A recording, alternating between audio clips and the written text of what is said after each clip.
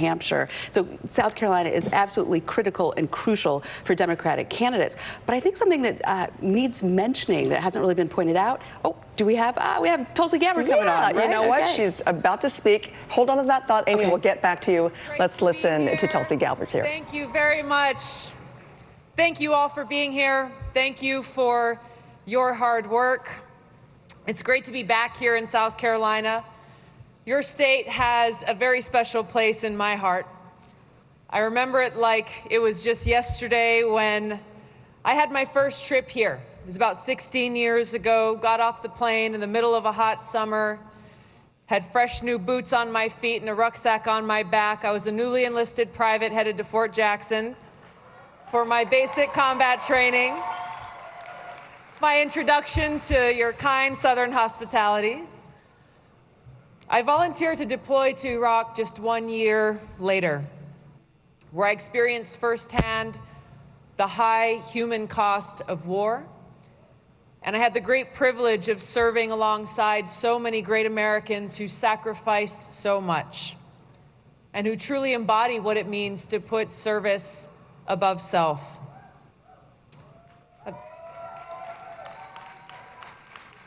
The founders of our nation had a great vision for us, that our government should be of the people, by the people, and for the people. But that's not what we have today. Instead, we have a government that is of, by, and for the rich and powerful. And we, the people, are left behind. You deserve a president that will put your interests ahead of the rich and powerful. And as your president, I will bring this soldier's heart, that spirit of service above self to the White House, putting people ahead of profits, putting your well-being and the interests of the American people above all else. Because it is unacceptable. It is unacceptable that 1 in 10 South Carolinians remain uninsured, that you have longer wait times in emergency rooms and higher rates of diabetes than many other states in this country. As your president, I'll crack down on big pharma and big insurance who extort the sick, putting their profits above the health of our people, work with you to pass Medicare for all, and make sure that every sick American in this country gets the care that they need.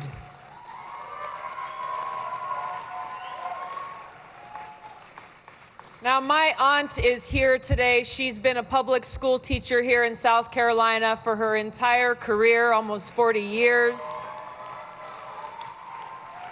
And she's shared with me the challenges that teachers in this state face.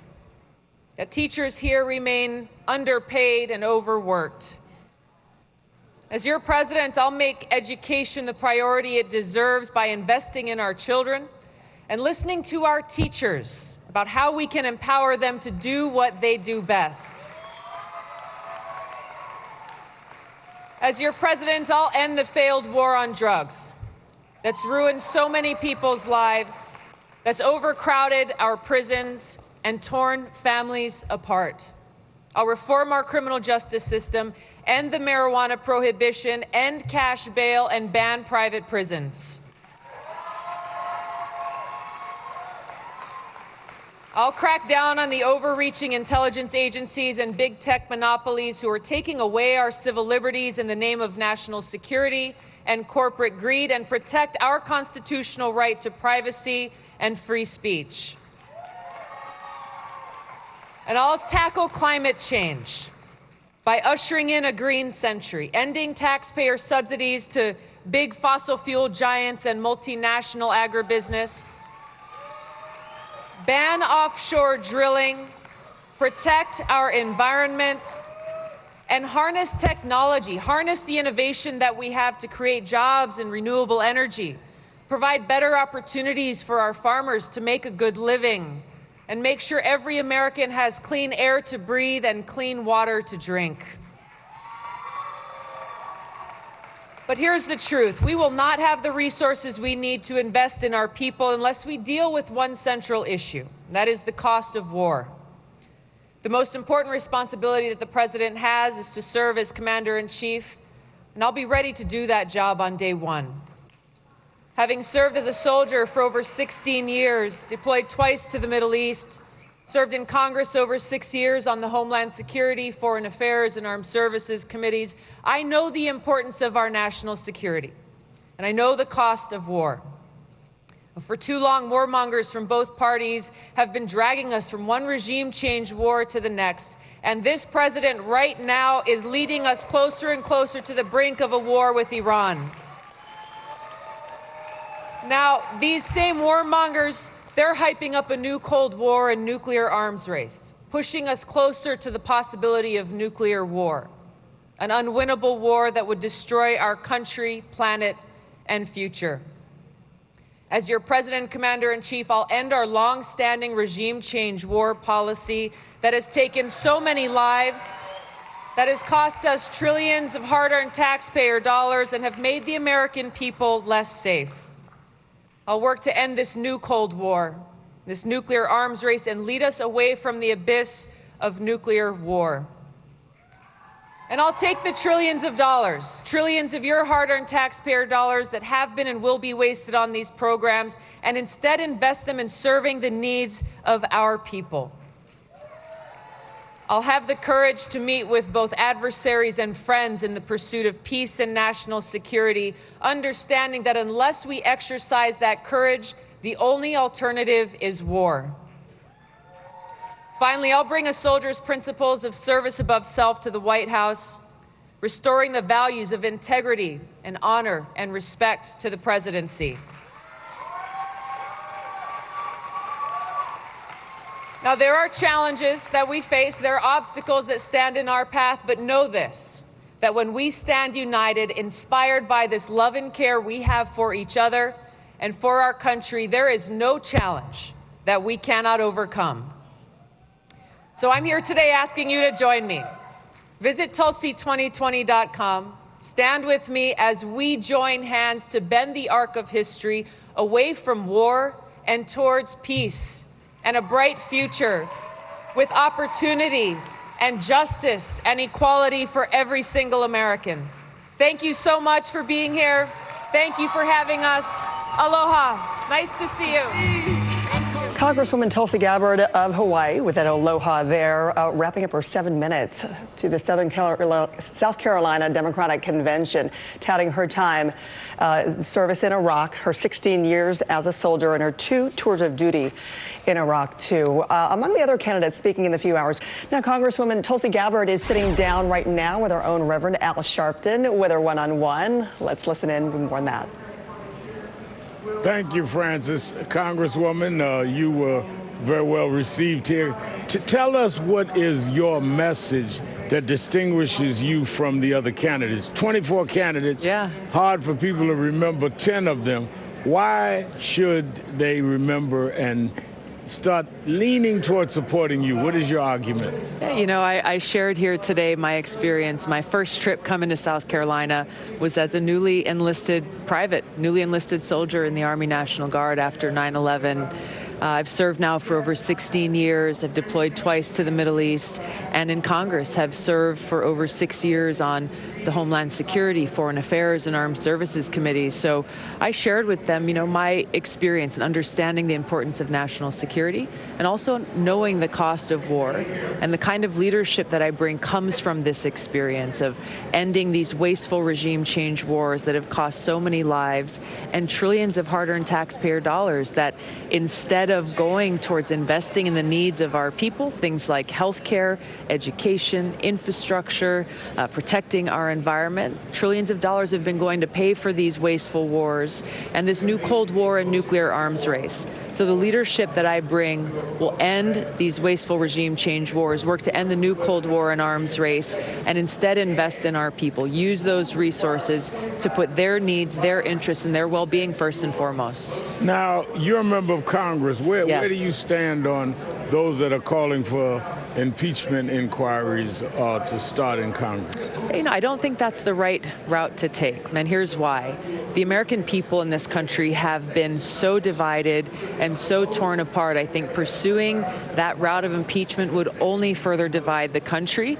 I think it's important that we defeat Donald Trump and that the American people and voters rise up and say, we want to get this guy out of office. We want to have a president who will put the interests of the American people first and foremost, and that's why I'm running for president. Many of the voters in South Carolina are African American. Yes. How do you deal with the race gap? We have the class gap, we have the gender gap, but we also have a race gap. Absolutely. Black women don't make the same as white women annually. Blacks are still doubly unemployed. The criminal justice issues. How do you deal with the race gap? What is the Gabbard for policies that will bring us more toward a nation of equality?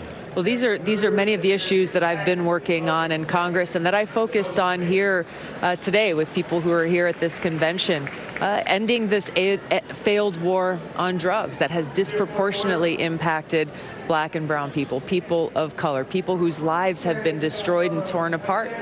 Friends of mine that this has happened to. Ending the federal marijuana prohibition. I've introduced the only bipartisan piece of legislation to do so, supporting ending the cash bail system, really passing true sentencing reform, dealing with the fact that maternal mortality rates disproportionately impact black women over everyone else. These are the kinds of issues that we need to tackle to bring about true equality in every single aspect of our lives. You're on the first night of the debates. Yes. It's less than a week away. How are you going to distinguish yourself on that stage in Miami on Wednesday night? You know, it's really the message that I've been bringing to voters across this country, bringing the unique experience that I have that no one else on that stage will bring, and this message of understanding how our foreign policy is inseparable from domestic policy, that we have to deal with the cost of war, ending the wasting of our taxpayer dollars on these wasteful wars,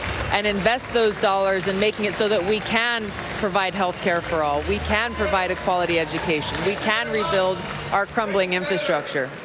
All right. Congresswoman Tulsi Gabbard, thank you so much Thank for you so stopping much, by Reverend. today. Aloha. Thank you. Back to you, Francis. All right, Reverend, thank you. I want to bring now my panel, Chris Kofinas and Charlie Savage here. When it comes to this, and you hear from somebody like Tulsi Gabbard, who, when at some points targeted Donald Trump when it comes to the tensions in Iran, saying she's going to basically, she knows the cost of war all too well. Chris, how do these candidates actually straddle that and knowing if they're just going to get up there, make themselves known, or, you know, is it going to be an opportunity for them to swipe here and there at our current president? Well, I mean, if you look at, I think, what is the defining an issue in this primary for all Democrats, it's Donald Trump.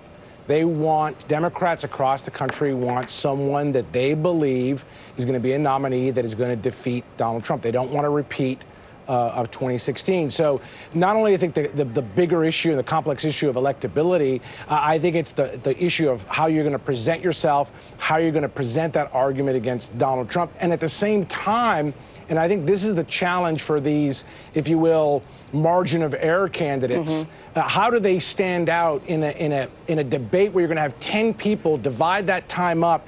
You maybe get 5-7 minutes of airtime, and you have to stand out in a significant way. So the media repeats it coming over for the next coming days. It's a real big challenge. But given how big this field is, that debate that's coming up is going to be the difference, I think, for some of these candidates that are not polling very high. They either stand out or they're not really going to be in this race much long. And that's the pressure on these candidates, Charlie. You know, you want to make yourself known, stand out, get your message out there, but really make it so that with all the elbow room that's tough to be able to get for these guys, they got to do it before the debate, or hopefully so. Well, I think that's right. And to some extent, Democrats are suffering from the same problem that Republicans had 4 years ago with a gigantic field where no one really can stand out too much because they only have a couple minutes and they all have basically the same positions on most issues of the day. And so it's the person who has the most extreme thing was the lesson of 2016, the most extreme performance, which was Donald Trump, and made him stand out from a crowd of people who basically agreed on most policy issues. Tulsi Gabbard is interesting. We're hearing from her in part because her emphasis on foreign policy actually does distinguish her, I think, from most of the Democratic field. She is when she says she's against warmongering and against regime change, she's not just talking about, hey, should we start a war with Iran right now, which of course most Democrats will bash Trump for saber rattling over, but she's also criticizing Barack Obama for the regime change policy in Libya in 2011 and for saying that Assad had to go in Syria. So that is a place where she stands apart in a way that most of these candidates are fairly indistinguishable on paper. Yeah, right. And the reason why they're up there in that podium right now, we want to turn to Congressman Eric Swalwell as we stand by from you guys and listen to him in his 7 minutes.